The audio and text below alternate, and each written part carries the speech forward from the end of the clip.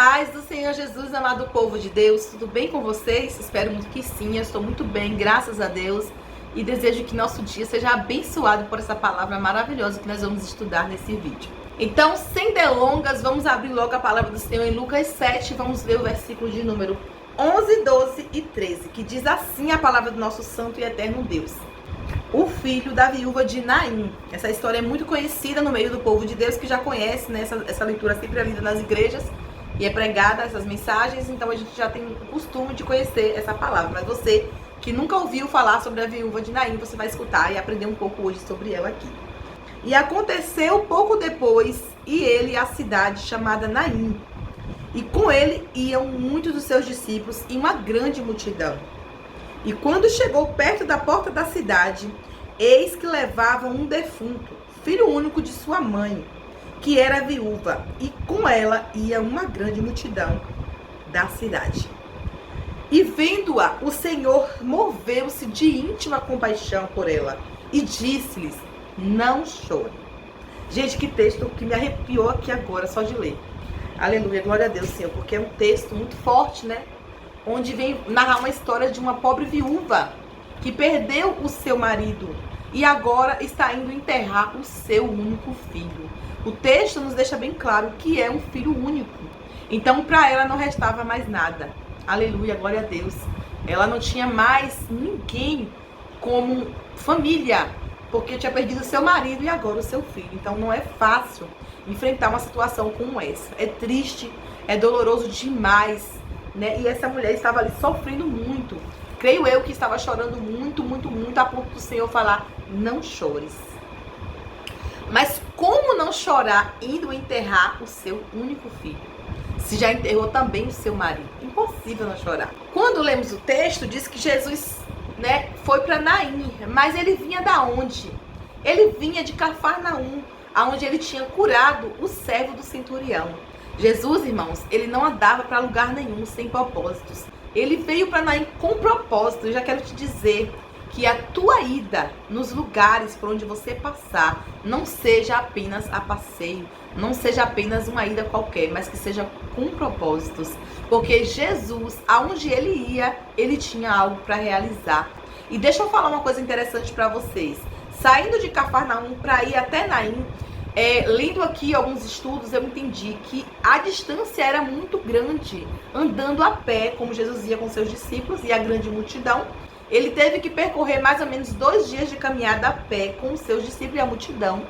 E essa distância de Cafarnaum até Naim era mais ou menos de 50 quilômetros, aproximadamente. E não era fácil, era caminhada árdua, né? Então Jesus, ele caminhou longo tempo para ir realizar um grande milagre. Então, para Jesus e seus discípulos e todos os que o acompanhou, foi uma caminhada difícil, né?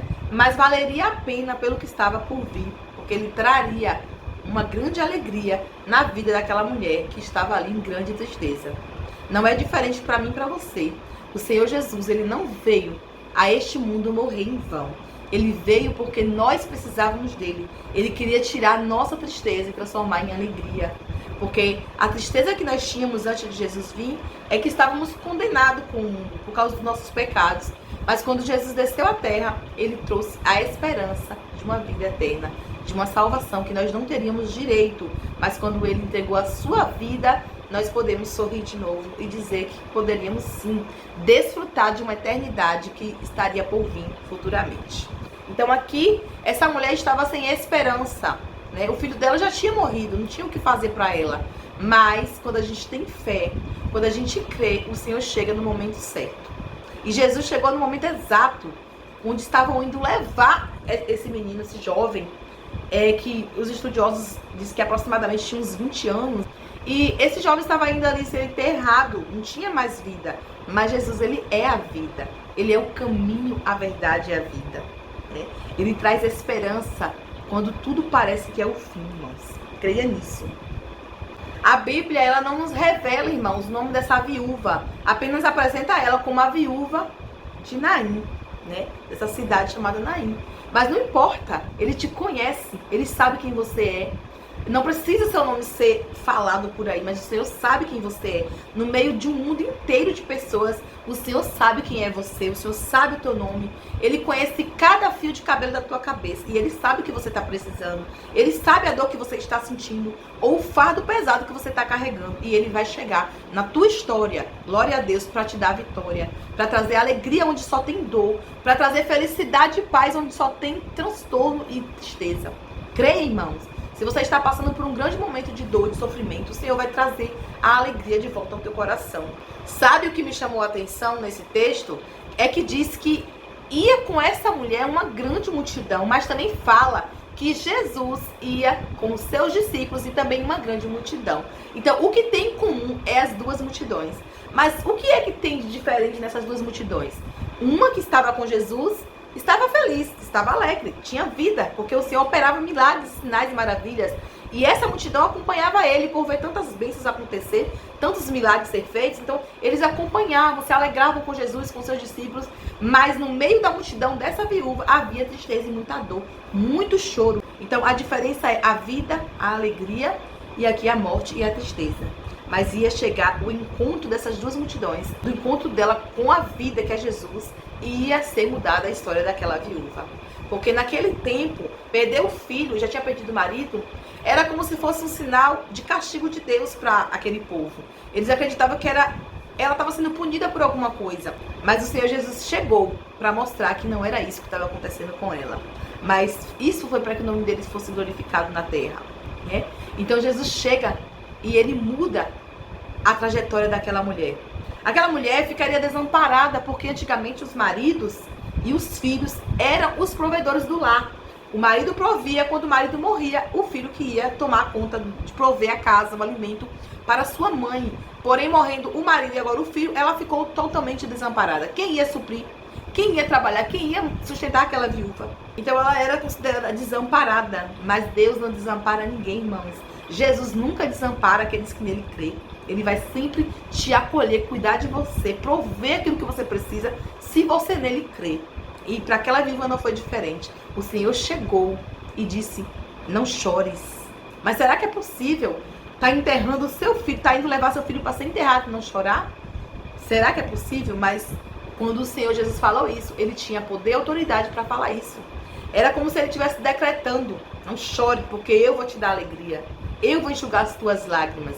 E assim aquela viúva não disse nada, a Bíblia não nos relata que ela falou nada. Mas ele disse isso e tocou no esquife ou no caixão. E a Bíblia nos fala, leia aí do 11 até o 17, que você vai entender toda essa história. Mas a Bíblia vai nos falar que ele tocou o esquife, né? Só que antes dele tocar o esquife, a Bíblia vai nos dizer que tem um versículo que fala que ele se moveu, né, de íntima compaixão por ela. O Senhor olhou para o sofrimento daquela mulher e se compadeceu dela, né? Ele se preocupou com aquela dor que ela estava sentindo, irmãos. Ali estava acompanhando aquela viúva várias pessoas. A Bíblia fala que era uma multidão que estava acompanhando aquela mulher, seus vizinhos, seus amigos, seus conhecidos. Isso nos mostra que ela era muito querida, né? Ela era uma mulher de valor, porque senão ninguém acompanharia nesse velório. Mas acompanharam uma grande multidão, assim como a multidão acompanhou Jesus.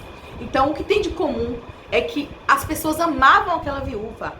Eles acompanharam e se comoveram pelo sofrimento daquela mulher, de saber que ela perdeu o marido e agora o seu filho. Então, era uma grande dor para aquela mulher. E como todos também amavam o Senhor, né, e acompanhavam ele por onde ele passava. E eu quero te dizer que assim como aquele povo acompanhou aquela viúva, porque amava aquela viúva, considerava aquela viúva, Jesus com aquela multidão também amava toda aquela multidão que estava em volta dele, que cria nele. O Senhor Jesus também ama cada um de nós.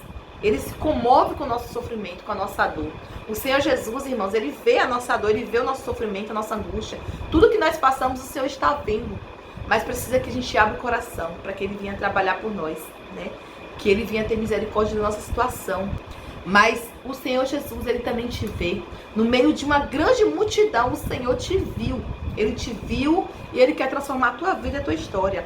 Não pense que é o fim. Não pense que acabou, como aquela viúva achou que era o fim para ela. Que ela tinha mesmo perdido o seu filho, não tinha mais jeito. Mas o Senhor chegou e deu vida para aquele defunto. Assim também o Senhor quer dar vida na tua história, naquilo que estava morto, que você queria enterrar os teus sonhos. O Senhor diz: não enterre os teus sonhos, não chores, não te desesperes, porque eu te darei alegria, te darei uma nova esperança, um novo rumo. Creia na palavra do Senhor, que é forte, ela é pura, eficaz e verdadeira, irmãos. O Senhor só quer que nós venhamos crer nele, para que ele possa operar grandes sinais e maravilhas a nosso respeito. Aleluia, glória a Deus. Então aquela mulher foi consolada pelo mestre, quando ele disse: não chores. Ele quis dizer: eu vou fazer alguma coisa por você, mulher. Eu vim ao teu encontro, eu vim trazer vida para a tua história. Então aquela mulher, ela foi, abençoada, porque o Senhor Jesus tocou no esquife, e os que levavam o defunto parou. E quando eles parou, o Senhor disse àquele morto: a ti te digo, levanta-te. E aquele jovem se assentou e começou a falar. Eu imagino o espanto daquela multidão, tanto a que levava o defunto, quanto os que acompanhavam Jesus, ressuscitar uma pessoa que estava morta, só para o mestre mesmo, só para o Filho de Deus. E todos, com muito espanto, com certeza, viram que foi um milagre e começaram a glorificar o nome de Deus. Aleluia, glória a Deus, irmãos. Quando todos viram esse grande milagre, sabe o que começaram a falar? Se levantou entre nós um profeta, e Deus visitou o seu povo. A presença de Deus foi manifestada naquele lugar. As pessoas viram e começaram a glorificar o nome de Deus.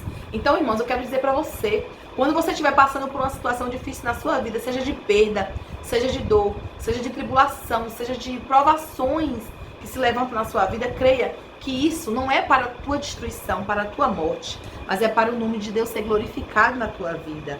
Como Deus vai glorificar o nome dele nas nossas vidas se algo não acontecer?